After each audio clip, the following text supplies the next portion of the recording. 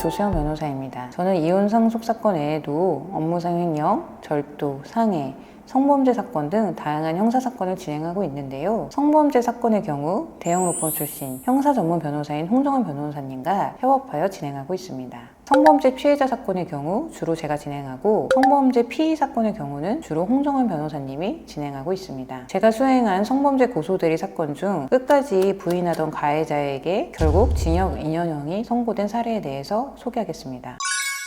저희 의뢰인은 30대 초반의 여성으로 가해자와 함께 같은 회사에서 근무하고 있었습니다. 가해자는 피해자의 직속 상사로, 피해자는 가해자에게 직장 생활에 고충을 토로하거나 업무 관련 문의를 하는 등 가해자로부터 많은 도움을 받고 있었습니다. 그러던 중 가해자와 피해자는 야근을 하게 되었고, 업무가 길어져 가해자의 집에서 함께 업무를 하게 되었습니다. 당시 코로나가 심해져 회사에서는 재택근무를 하고 있었고, 근처 카페나 스터디룸에서도 함께 업무를 하기 에는 어려운 상황이었습니다. 가해자는 피해자와 업무를 하던 중 피해자의 손을 잡으며 피해자와 성적 접촉을 시도하였고, 피해자는 가해자의 집을 바로 뛰쳐나와 경찰에 신고를 하였습니다. 그러자 가해자는 경찰, 검찰 조사를 받으면서도 피해자와 합의하에 성적 접촉을 하게 된 것이라며 끝까지 본인의 범행을 부인하였습니다. 이에 대해 본 변호인은 피해자가 가해자로부터 원하지 않는 성적 접촉을 당한 후 즉시 가해자의 집을 뛰쳐나온 점, 이후 피해자가 바로 경찰에 신고한 점, 당시